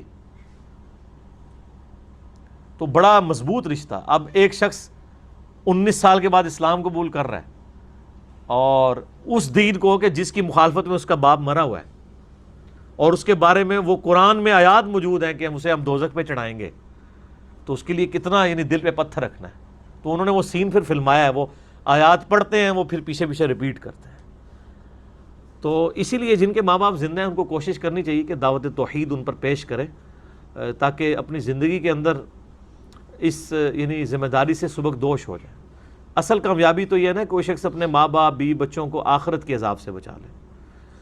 تو اللہ فرماتا ہے اس کی ہم لمبی ناک پہ ان قریب داغ دیں گے. انا بلوناہم کما بلونا اصحاب الجنہ، ہم مکہ والوں کو بھی آزما رہے ہیں جیسا ہم نے آزمایا تھا باغ والوں کو. اب ایک بڑا انٹرسٹنگ واقعہ آ رہا ہے اگلی امتوں میں سے، کہ کچھ لوگ تھے جن کو اللہ تعالیٰ نے ایسا باغ دیا تھا جس کے اندر پھل لگا ہوا تھا، اور لیکن وہ ہے کنجوس تھے. تو صبح سویرے وہ گھر سے نکلے اور آپس میں گفتگو کرتے ہوئے کہ آج کوئی مسکین نزدیک نہیں لگنا چاہیے، اس لیے وہ نکلے بھی بالکل صبح صبح تاکہ مسکین بھی سوئے ہوئے ہو، ٹھیک ہے، وہ اللہ نے اس کا ذکر بھی کیا ہے، لیکن انہوں نے اللہ کی کوئی تسبیح بیان نہیں کی۔ اللہ تعالیٰ فرماتا ہے پھر رات کے وقت ایک اللہ کی طرف سے ایک بگولا پھر گیا اس باغ کے اوپر، وہ صبح پہنچے تو وہ اپنا باغ پہچانا ہی نہیں انہوں نے، پہلے تو ان کا ہم راستہ ہی بھول گئے ہیں۔ پھر ان میں سے جو یعنی اللہ کی طرف متوجہ ہونے والا ایک شخص تھا، اس نے کہا نہیں راستہ نہیں بھولے ہو، بلکہ ہم نے اللہ کی تسبیح نہیں کی تھی اور ہم انشاءاللہ کہتے اللہ کی طرف متوجہ ہوتے۔ تو اللہ نے یہ ایک مثال بیان کی ہے مشرکین عرب کے لیے کہ جس طرح ہم نے اگلی امتوں میں ایک شخص کو باغ سے آزمایا تھا نا، الٹیمیٹلی وہ باغ ان سے جاتا رہا، تو آج ہم تم نبی علیہ السلام سے تمہیں آزمایا جا رہا ہے۔ یہ جو آج مکے کی حکمرانی تم اویل کر رہے ہو نا، تم سے عنقریب یہ حکمرانی جاتی رہے گی۔ ہمارے نبی علیہ السلام فاتح مکہ بن کے مکہ شریف میں داخل ہوں گے، یہ کوئی دور کی بات نہیں ہے، لیکن اس وقت پھر پچھتانے کا کوئی فائدہ نہیں ہوگا۔ یہ مورل لیسن دیا جا رہا ہے۔ اب وہ واقعہ دیکھیں، اِنَّا بَلَوْنَاهُمْ كَمَا بَلَوْنَا أَصْحَابَ الْجَنَّةِ، ہم نے مکے والوں کو آزمایا ہے، آزما رہے ہیں جیسا کہ باغ والوں کو آزمایا تھا۔ اِذْ أَقْسَمُوا لِيَصْرِمُنَّهَا مُصْبِحِينَ، جب انہوں نے قسم اٹھائی کہ ہم ضرور توڑیں گے اس کا پھل صبح سویرے داخل ہو کے، وَلَا يَسْتَثْنُونَ، اور انہوں نے کوئی انشاءاللہ کوئی اللہ کی ثنا اس میں نہیں کی ہے، ان کو کہنا چاہیے تھا انشاءاللہ ہم توڑیں گے، اللہ کی تسبیح کرتے بھول گئے۔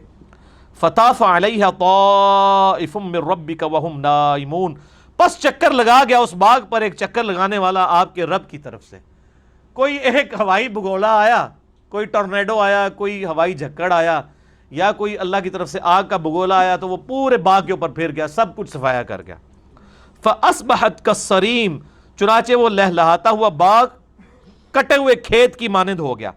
فتنادوا مصبحین، پھر اب لیکن ان کو تو نہیں پتا تھا، پھر انہوں نے ایک دوسرے کو ندا دی، ان غدوا علی حرثکم، صبح سویرے اپنے کھیت کی طرف چلو، ان کنتم صارمین، اگر تم نے پھل توڑنا ہی ہے۔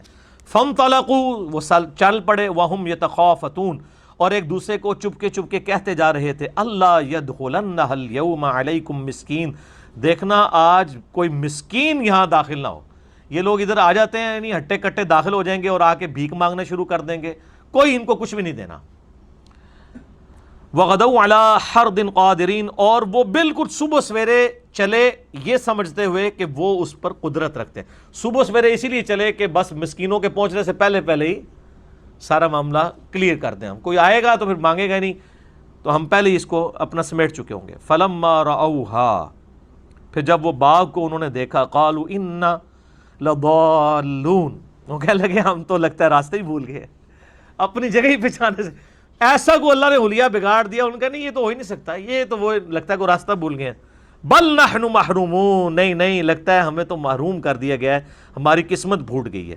قال اوسطہم، ان میں سے جو زیرک سمجھدار شخص تھا وہ بولا، الم اقل لکم لولا تسبحون، کیا میں تم سے نہیں کہتا تھا کہ اللہ کی تسبیح بیان کرو؟ تمہیں کہنا چاہیے تھا انشاءاللہ، اللہ کے فضل سے، لا حول ولا قوت الا باللہ، سبحان اللہ، ما شاء اللہ۔ قالوا سبحان ربنا انا كنا ظالمین، وہ کہنے لگے پاک ہے ہمارا رب، بے شک ہم ہی ظالم تھے۔ لیکن اب وہ پھل تو واپس نہیں آنا، جو ہونا تھا وہ تو ہو گیا۔ فاقبل بعضهم على بعض يتلاومون، پھر ایک دوسرے کی طرف منہ کر کے ایک دوسرے کو ملامت کرنے لگے۔ الٹیمیٹلی یہی ہوتا ہے کہ بندہ پھر ایک دوسرے کو کہتا ہے کہ یار تو منو تیرا قصور ہے، وہ کہتا نہیں تیرا قصور ہے، الٹیمیٹلی یہی ہوتا ہے۔ قالوا یا ویلنا، کہنے لگے ہائے افسوس، انا كنا طاغین، ہم سرکش تھے۔ عسى ربنا ان يبدلنا خيرا منها، پھر کہنے لگے امید ہے کہ ہمارا رب اس سے بہتر ہمیں بدلہ دے گا۔ انا الى ربنا راغبون، ہم اپنے رب کی طرف ہی رجوع لانے والے ہیں، یعنی اگلی دفعہ محنت کریں گے، اللہ کی طرف رجوع لائیں گے، دنیا میں پھل مل جائے گا۔ یا یہ معنی بھی ہو سکتا ہے کہ چلو ہن صبر ہی کر لینے ہیں، اگے کوئی اجر مل جائے گا۔ حالانکہ اس طرح کے کاموں کا اجر نہیں ملتا، جو اپنے کرتوتوں کی وجہ سے معاملات ہو رہے ہوتے ہیں نا، وہ تو سزا ملی ہوئی ہوتی ہے نا، اس کا اجر تو نہیں ملنا ہوتا۔ اب وہ مورل لیسن آ رہا ہے، جیسے کوئی بھی سٹوری ہوتی ہے نا، اس کے اینڈ پہ ایک مورل لیسن آتا ہے۔ کہتے ہیں نا کہ جناب وہ لالچ بری بلا ہے، ایک پورا واقعہ بیان کیا جاتا ہے، اینڈ پہ اس سے مورل لیسن کیا نکالا جاتا ہے؟ لالچ۔ اب یہ پورے واقعے کا مورل لیسن آیا، کذالک العذاب، دیکھ لو ایسا ہوتا ہے عذاب، ولا عذاب الآخرۃ اکبر، اور آخرت کا عذاب تو بہت بڑا ہے، لو کانوا یعلمون، کاش یہ کافر مشرکین عرب یہ جانتے ہوتے۔ ایسے ہوتا ہے عذاب، جب اللہ کی طرف سے عذاب پھرتا ہے تو ایسے پھرتا ہے۔ آج ہمارے نبی کے ساتھ بدسلوکی کر رہے ہو، تم پر بھی ایسا پھر عذاب دیکھیں نا۔ غزوہ بدر کی شکل میں پہلی قسط عذاب کی آئی نا، 70 سردار، اور یار قریش مکہ کے ساتھ تو کوئی پنگا ہی نہیں لیتا تھا کہ وہ کسٹوڈین ہے کعبے کے، پھر اتنے جنگجو ہیں، انہوں نے سوچا تھا کہ نہتے مسلمان 70 سردار ہمارے مار دیں گے، وہ عذاب اللہ کا ہی پھر گیا تھا ان کے اوپر۔ وہ اللہ کی طرف سے غیبی مدد آئی تھی نا غزوہ بدر کے موقع پر، تو یہ دھمکی پہلے ہی دی جا رہی ہے کہ ایسا ہوتا ہے عذاب، اور آخرت کا عذاب تو باقی ہے، کاش تم جانتے۔ اب سائملٹینیس کنٹراسٹ آ رہا ہے، ان للمتقین عند ربہم جنات النعیم، بے شک جو لوگ اللہ سے ڈرنے والے ہیں، پرہیزگار ہیں، ان کے رب کے ہاں ان کے لیے نعمتوں بھری جنتیں ہیں۔ افنجعل المسلمین کالمجرمین، کیا ہم اپنے تابع فرمان لوگوں کو مجرموں کا سا کر دیں گے؟ اللہ تعالیٰ تو انصاف فرمانے والا ہے۔ دنیا میں بھی کوئی بادشاہ اپنے حامیوں کو اور مخالفین کو ایک سٹیٹس نہیں دیتا، کیا ہم اپنے تابع فرمان مسلمانوں کو اور مجرموں کو برابر کر دیں گے؟ ما لکم کیف تحکمون، تمہیں کیا ہوا ہے، کس قسم کے فیصلے کرتے ہو؟ یعنی مشرکین عرب کہتے تھے ادھر بھی اللہ نے ہمیں اتنا کچھ نوازا ہے اور یہاں پہ مسلمان غریب مسکین ہے، آخرت میں بھی اللہ تعالیٰ ہمیں ہی دے گا، تسی اگے بھی غریب ہی رہنا ہے۔ تو اللہ تعالیٰ مارا ہے کہ کیسا حکم لگاتے ہو؟ نہ، یہ کہا جا رہا ہے، یہ دیکھ رہے نہ آئیے ادھر، پھر ما لکم، نہیں کیا ہوا ہے تمہیں، کیف تحکمون، کس قسم کے فیصلے کرتے ہو؟ ام لکم کتاب فیہ تدرسون، کیا تمہارے پاس کوئی اللہ کی کتاب آئی ہے جس میں تم نے یہ پڑھ لیا ہے کہ اللہ تعالیٰ تمہاری آخرت اچھی کر دے گا؟ ان لکم فیہ لما تخیرون، کہ تمہارے لیے اس میں ایسی چیزیں ہیں جن کو تم پسند کرتے ہو، یعنی دنیا میں جو کچھ اللہ نے رکھا ہوا ہے تمہیں دیا ہے، آخرت میں تمہیں اس طرح کی نعمتیں دے گا، کوئی اللہ نے تمہیں لکھ کے دے دیا ہے۔ ام لکم ایمان علینا بالغۃ الی یوم القیامہ، کیا تمہارے لیے کوئی ایسی قسمیں ہیں جو اللہ پر لازم ہو چکی ہیں کہ قیامت تک وہ باقی رہیں گی؟ ان لکم لما تحکمون، کہ تمہیں وہی ملے گا جو تم حکم کرو گے، یعنی تم لوگ اللہ کو یہ ٹیچ کرنا چاہتے ہو کہ جو تم خواہش کر رہے ہو وہ اللہ تعالیٰ تمہیں دے دے گا، اگر دنیا میں دیا ہے تو آخرت تمہاری کی مرضی کی ہوگی نہیں۔ جو میں اکثر بولتا ہوں کہ جو شخص دنیا اللہ کی مرضی کی گزارے گا نا، آخرت پھر اس کی مرضی کی ہوگی، اور جو شخص دنیا اپنی مرضی کی گزارے گا آخرت اللہ کی مرضی کی ہوگی۔ اللہم اجرنا من النار، آمین۔ سلہم ایہم بذالک زعیم، اے نبی الاسلام ان سے پوچھئے کہ کون ان بے سروپا باتوں کا ضامن ہے۔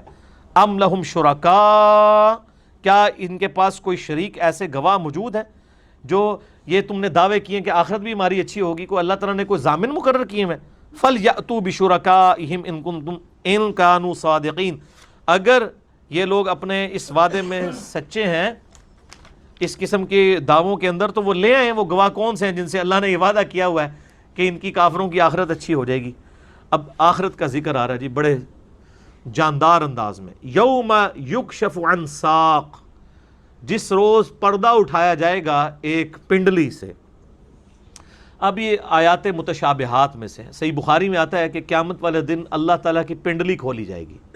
اس پنڈلی سے مراد ہماری پنڈلی نہ سمجھیں گے، اللہ کی کوئی تجلی ہے جیسا کہ اس کی شان کے لائق ہے، ہم اس کی یعنی کوئی تمثیل بیان نہیں کر سکتے۔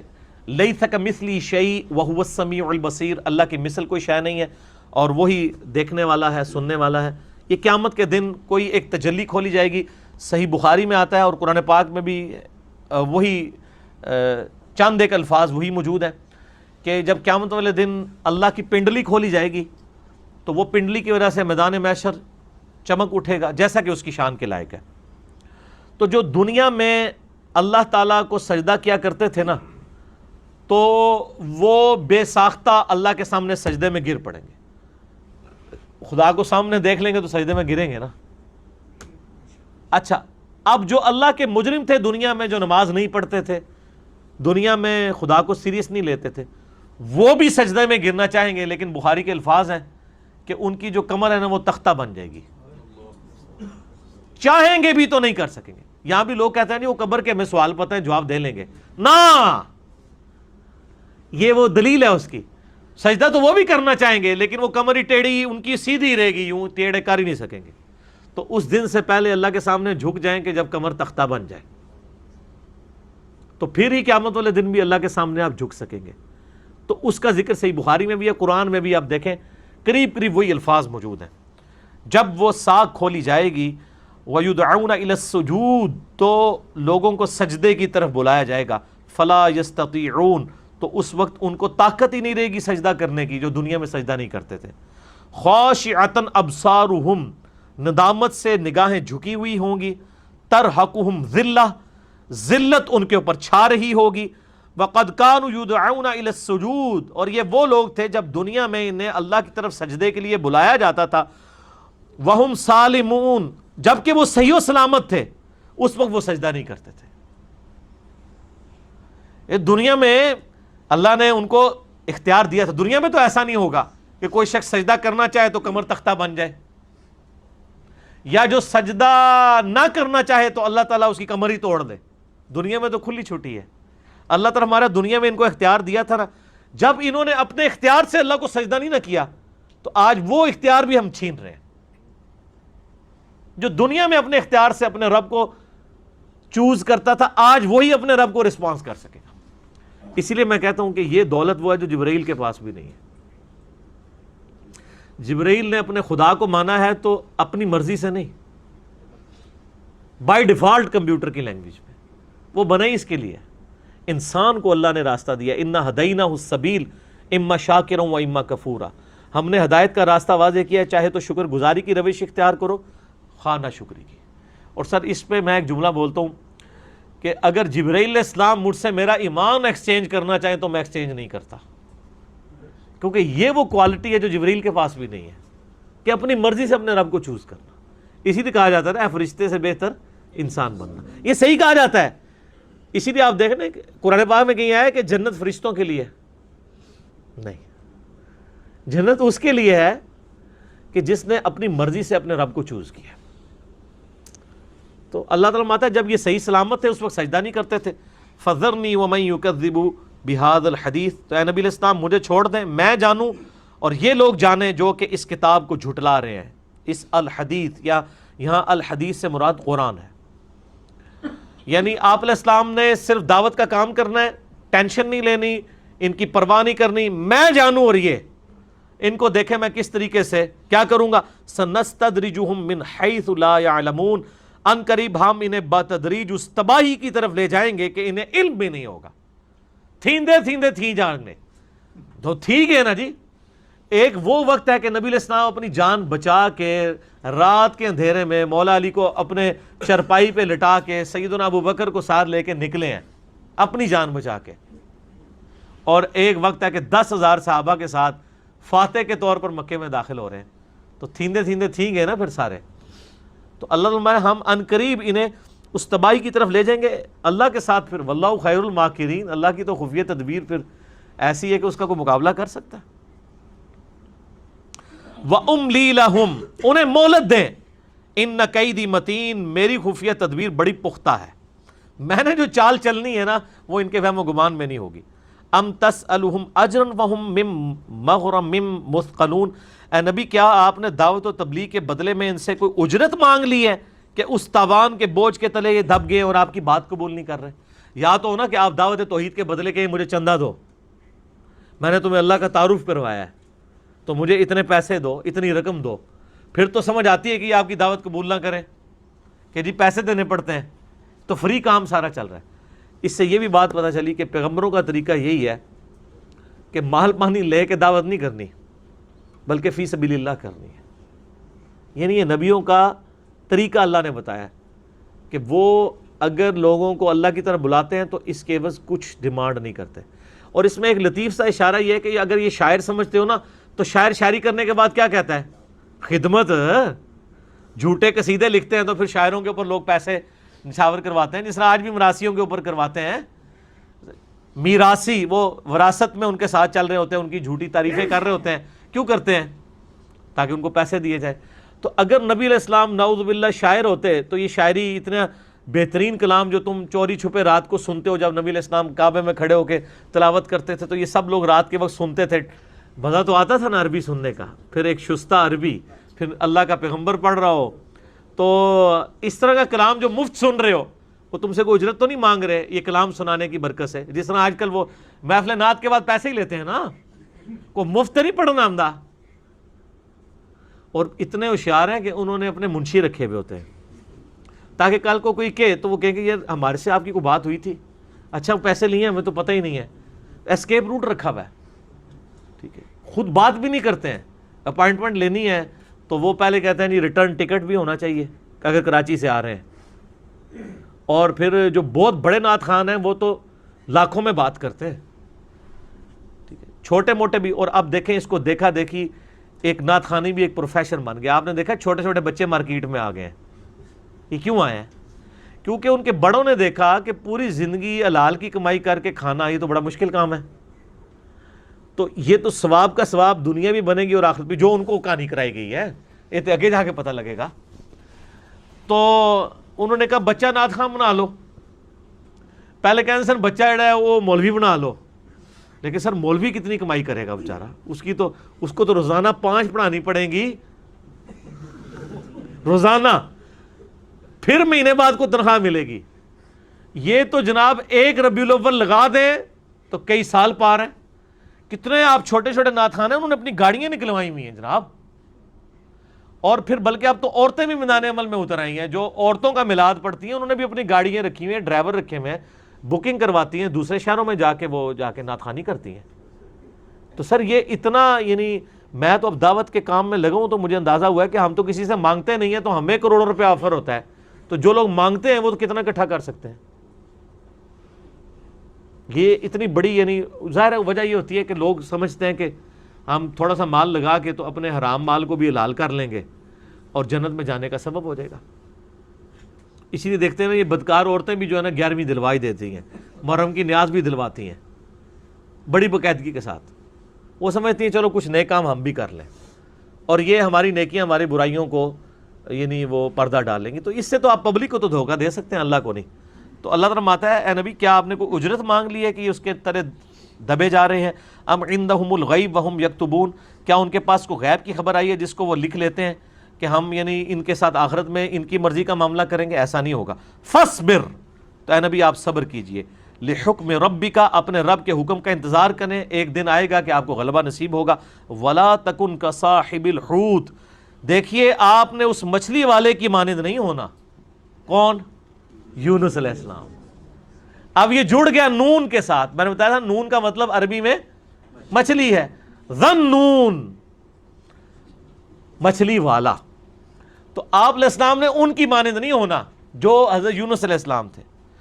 اذ نادا وہو مکظوم، جب وہ بھی پھر پکارے، جب وہ غم کی حالت میں تھے، یعنی مچھلی کے پیٹ میں. وہ تورات میں ہمیں ڈیٹیل ملتی ہے کہ 3 دن اور 3 رات تک مچھلی کے پیٹ میں رہے. وہ ویل مچھلی نے نگل لیا ان کو. قرآن پاک میں کئی جگہ اس کا ذکر ہے سکیٹرڈ فارم میں، سورہ یونس کے اندر بھی آتا ہے، سورہ ہود کے اندر بھی، کہ ان کو مچھلی نے نگل لیا. انہوں نے کافروں سے یہ کہا تھا کہ تم پر اللہ کا عذاب آ جائے گا، ایک ڈیڈ لائن مقرر کر دی. اور جب عذاب کے آثار آنا شروع ہوئے تو اللہ کی وحی کا انتظار کیے بغیر یونس علیہ السلام چھوڑ کے نکل گئے وہ علاقہ. کیونکہ اللہ کی سنت یہی ہے کہ جب عذاب آتا ہے تو اللہ تعالیٰ اہل ایمان کو بچا لیتا ہے اور پیغمبر کو. تو ابھی وہ آثار شروع ہوئے، ابھی کچھ عرصہ باقی تھا، 3 دن تقریباً باقی تھے. تو انہوں نے خود یہ زیوم کیا کہ اب تو ان پہ عذاب آ ہی جانا ہے تو میں یہاں سے نکل جاؤں. اللہ کی وحی کا انتظار نہیں کیا. تو بس یہی ہوا کہ وہ جب نکلے، جس کشتی میں بیٹھے اس کشتی وہ بھنور میں پھنس گئی. انہوں نے کہا ہمارا تو ٹرینڈ ہے کہ جب کشتی بھنور میں پھنس جائے تو پھر کوئی ایک بندہ ایسا ہوتا ہے کہ جس کی وجہ سے یہ آفت آئی ہوتی ہے، اس کے لیے ہم قرآن اندازی کرتے ہیں. 3 دفعہ قرآن اندازی کی، 3 دفعہ یونس علیہ السلام کا نام نکلا. انہوں نے کہا حضرت ہوں بسم اللہ پڑھو تو تانوں تے سی سٹنا سمندر وچ. ہاں جی، پھر چھال مار دی تھی انہوں نے. اور ان کو تو پتا تھا کہ میں ہی ہوں، مجھ سے ہی غلطی ہوئی ہے. تو مچھلی نگل لیا. مچھلی کے پیٹ میں پھر وہ سورہ الصافات میں آتا ہے کہ اگر وہ مچھلی کے پیٹ میں اپنے رب کو نہ پکارتے تو پھر اسی دن مچھلی کے پیٹ سے نکالے جاتے ہیں جس دن مردے قبروں سے نکلیں گے. یعنی انہوں نے معافی مانگی ہے تو ہم نے معاف کیا ہے. اور پھر سورہ انبیاء میں وہ دعا بھی آ گئی، لا الہ الا انت سبحانک انی کنت من الظالمین. اے اللہ تو پاک ہے نا، تو غلطی نہیں کر سکتا، تیرے سوا کوئی معبود نہیں، میں تو انسان ہوں، غلطی کروں گا، انی کنت من الظالمین، معاف کر دے یا اللہ، میں ہی ظالم ہوں۔ تو مچھلی نے پھر ان کو ایک جگہ پہ اگل دیا، ایک جگہ کے اوپر، لیکن وہ بھی اگر جگہ پورا جسم گل چکا ہوا تھا، ظاہر تعفن والے حصے میں مچھلی کے پیٹ میں رہے ہیں، تو اللہ تعالیٰ نے اس کا ذکر یہاں پہ کیا۔ اللہ تعالیٰ نے مارا ہے کہ لولا ان تدارکہ نعمت من ربہ لنبذ بالعراء وہو مذموم، اگر اس کی چارہ سازی نہ کرتا اللہ، اس کے رب کا لطف، تو ڈال دیا جاتا چٹیل میدان میں اس حالت میں کہ مذمت ہوتی۔ یعنی اللہ تعالیٰ فرما رہا ہے کہ وہ چٹیل میدان میں بھی اگر اللہ تعالیٰ اس کو نجات دے دیتا نا، اور اللہ کا فضل شامل حال نہ ہوتا، تو وہاں بھی بچ نہیں سکتے تھے، ظاہر ہے وہ بالکل لاغر ہو چکے ہوئے تھے۔ اور پھر اللہ تعالیٰ نے وہاں پہ کدو کی ایک بیل قرآن پاک میں آتا ہے اگائی، جو اس کے انہیں سایہ کر دیا، پھر دوبارہ سے جسم ان کا ٹھیک ہونا شروع ہوا، تو اللہ کے فضل سے ہوا۔ فاجتباہ ربہ، تو پھر اللہ نے چن لیا ان کو، فجعلہ من الصالحین، اور ان کو اپنے نیکوکار بندوں میں شامل کیا۔ تو اللہ تعالیٰ نے ان کی توبہ قبول کر لی۔ جامعہ ترمذی میں حدیث ہے، جو شخص بھی یونس علیہ السلام کی دعا کے ساتھ اللہ کی طرف متوجہ ہوگا، اللہ اسے محروم نہیں لٹائے گا۔ لا الہ الا انت سبحانک انی کنت من الظالمین۔ میرا ایک یوٹیوب پہ کلپ بھی ہے، مصیبت اور پریشانی سے بچنے کے 3 وظائف، اس میں ایک وظیفہ یہ بھی ہے، وہ 1 ملین سے زیادہ لوگ کلپ دیکھ چکے ہیں، آپ یوٹیوب پہ جا کے لکھیں اور 3 وظائف اپنی زندگی میں شامل کریں دعاؤں کے ساتھ۔ تو اب یہ وہ واحد پیغمبر ہیں جن پہ اللہ کا اتنا عتاب ہے، لیکن دوسری طرف حدیث شریف میں بخاری مسلم کی حدیث ہے، مجھے یونس پہ بھی فضیلت مت دو، کیونکہ بخاری مسلم میں آتا ہے کہ یہودی اور مسلمان کا جھگڑا ہوا، یہودی نے کہہ دیا موسیٰ علیہ السلام کو اللہ تعالیٰ نے تمام جہان والوں پہ فضیلت دی، مسلمان نے کہا کہ نبی علیہ السلام کو دی، تو بس بحث و تمہیس آگے بڑھی، تو وہ مسلمان نے یہودی کو تھپڑ مار دیا، وہ شکایت لے کے نبی علیہ السلام کے پاس آیا، تو آپ نے پھر ڈانٹا، آپ نے فرمایا اس طرح نہ کرو، مجھے یونس پہ بھی فضیلت مت دو، حالانکہ یونس وہ ہیں جن پہ اللہ کا عذاب ہوا ہے۔ مجھے نہیں پتا قیامت والے دن جب میں قبر سے اٹھایا جاؤں گا تو میں دیکھوں گا کہ موسیٰ علیہ السلام مجھ سے پہلے ہی اللہ کے عرش کا پایا تھامے میں کھڑے ہوں گے، مجھے نہیں پتا ان پہ قیامت کی بے ہوشی طاری نہیں ہوئی یا مجھ سے پہلے ان کو اٹھایا گیا۔ یعنی یہ جزوی فضیلت موسیٰ علیہ السلام کو مجھ پہ وہاں پہ حاصل ہوگی، یہ فضیلت بتا کے بتایا کہ اس بنیاد کے اوپر کسی نبی کو کرٹیسائز نہ کرو۔ اس لیے میں نے کہا نا، یہ احمد صاحب ریلوی صاحب کا وہ نعتیہ کلام مجھے بڑا پسند ہے، لیکن کچھ اشعار اس میں گستاخانہ ہے۔ کس کو دیکھا یہ موسیٰ سے پوچھے کوئی، آنکھ والوں کی ہمت پہ لاکھوں سلام، یہ گستاخانہ ہے۔ موسیٰ علیہ السلام کو کرٹیسائز کیا ہے کہ وہ اللہ کی تجلی نہیں دیکھ سکے، اور نبی علیہ السلام نے اللہ تعالیٰ کو دیکھا، تو وہ کرٹیسائز کرتے ہیں۔ تو اس طرح کا کمپیریزن غلط ہے۔ اب ویسے نبی علیہ السلام کی شان بیان کریں۔ اچھا، اس میں مزے کی بات آپ کو بتاؤں، یہ یونس علیہ السلام کی جو غلطی تھی نا، یہ جو ڈیبٹ تھا امت کے لیے کریڈٹ بن گیا۔ سورہ یونس میں آتا ہے، اللہ تعالیٰ فرماتا ہے کبھی ایسا نہیں ہوا کہ کسی قوم کے لیے عذاب کا فیصلہ ہو جائے اور وہ عذاب ٹل جائے سوائے قوم یونس کے۔ کیوں؟ یونس علیہ السلام ان کو چھوڑ کے نکل گئے، عذاب نظر آ گیا، جب ان کو عذاب نظر آیا نا، عذاب کے وقت تو سارے ہی آپ کو پتا سجدے میں گر پڑتے ہیں۔ قرآن پاک میں یہ آیا نا کہ جب غوطہ لگا تھا فرعون کو، تو اس نے بھی کہہ دیا تھا کہ میں بنو اسرائیل حضرت ہارون اور موسیٰ کے رب پہ ایمان لاتا ہوں، تو اللہ نے کیا فرمایا تھا؟ آل اب ایمان لایا، قبول نہیں ہے۔ ترمذی میں حدیث ہے کہ موت کے غرغرے سے پہلے توبہ ہے۔ اب وہ جب عذاب الہی نظر آ گیا تو وہ سب کے سب پھر سجدے میں گر پڑے، تو عذاب تو نہیں ٹلنا تھا، لیکن اللہ تعالیٰ نے کریڈٹ دے دیا کہ چونکہ پیغمبر نے غلطی کی ہے، وہ نکل گیا، تو اب اس کو بیلنس اس طرح کے قوم کو معاف کیا۔ وہ جب یونس علیہ السلام واپس آئے، پوری قوم مسلمان ہو چکی ہوئی تھی، اور قرآن پاک میں ذکر ہے 1 لاکھ کے قریب لوگ تھے یا اس سے کچھ زیادہ، جو لوگ یعنی یونس علیہ السلام کی قوم ایمان لے کے آئی۔ وَإِن يَكَادُ الَّذِينَ كَفَرُوا لَيُزْلِقُونَكَ بِأَبْصَارِهِمْ لَمَّا سَمِعُوا الذِّكْرَ، اے نبی یوں معلوم ہوتا ہے کہ کافر پھسلا دیں گے آپ کو اپنی بد نظری کے ساتھ جب وہ قرآن کو سنتے ہیں۔ اسپیشل انہوں نے ایکسپرٹ بلائے تھے نظر لگانے والے۔ نظر تو بڑی پیڑی شے ہے نا جی، صحیح مسلم میں حدیث موجود ہے نا کہ اگر تقدیر پہ بھی کوئی چیز غلبہ حاصل کرتی تو وہ نظر ہوتی۔ نبی علیہ السلام خود بھی دم ڈالا کرتے تھے نظر کا، صحیح بخاری میں آتا ہے حسن و حسین کو ڈالتے تھے نا، اعیذکما بکلمات اللہ التامہ من کل شیطان وہامہ ومن کل عین لامہ، اور پھر کہتے تھے اللہ میں اپنے دو بچوں حسن و حسین کو انہی الفاظ سے دم ڈالتا ہوں جو ابراہیم علیہ السلام اپنے بچوں اسحاق اور اسماعیل کو ڈالا کرتے تھے۔ تو نظر بد کے اوپر میرا لیکچر ہے، مسئلہ نمبر 109 وہ ڈیٹیل سے آپ دیکھیں، نظر بد والا معاملہ اس کا دم بھی ہوتا ہے۔ بعض لوگوں نے ان آخری 2 آیات کو بھی دم کے طور پہ، یعنی ایک قرآن پاک سے ایک وظیفے کے طور پہ اخذ کیا ہے اور اس کا یعنی فائدہ دیکھا ہے۔ آخری 3 صورتیں بھی ہیں، آیت الکرسی بھی ہے، سورۃ البقرہ کی آخری 2 آیات بھی ہیں۔ تو انہوں نے نا مکے والوں نے ایکسپرٹ بلائے ہوئے تھے کہ وہ نبی علیہ السلام کو نظر لگائیں، یہ قابو نہیں آ رہے تو اب ان کو نظر کے ذریعے ہم نقصان پہنچائیں۔ اب ان کو کیا پتہ ہے کہ نظر کس کو لگانا چاہ رہے ہیں؟ اللہ کے پیغمبر کو، جس کے پیچھے خدا کھڑا ہے تائید میں۔ تو اے نبی، یہ آپ کو راستے سے ہٹانے کے لیے نظر جما کے آپ کی طرف دیکھتے ہیں جب وہ قرآن پاک کو سنتے ہیں، وَيَقُولُونَ إِنَّهُ لَمَجْنُونَ، اور ساتھ ساتھ یہ بھی کہتے ہیں یہ تو مجنون ہے، وَمَا هُوَ إِلَّا ذِكْرٌ لِّلْعَالَمِينَ، یہ قرآن تو نہیں ہے مگر نصیحت سارے جہان والوں کے لیے، اور یہ نبی تو نہیں ہے مگر نصیحت سارے جہان والوں کے لیے۔ یہ وما ہوا، یہ ہوا کی ضمیر قرآن کی طرف بھی جا سکتی ہے جو کہ پیچھے قرآن کا ذکر ہے، اور اس سے پیچھے نبی علیہ السلام کا ذکر ہے اسی آیت میں، تو نبی صلی اللہ علیہ وآلہ وسلم کی طرف بھی جا سکتی ہے۔ اور ویسے لادہ سے ہے نا، وما ارسلناک الا کافۃ للناس بشیرا ونذیرا، نبی ہم نے آپ کو پوری انسانیت کے لیے ڈر سنانے والا اور خوشخبری سنانے والا بنا کر بھیجا ہے۔ اور وما ارسلناک الا رحمۃ للعالمین، آپ کو سارے جہان والوں کے لیے رحمت بنا کے بھیجا ہے۔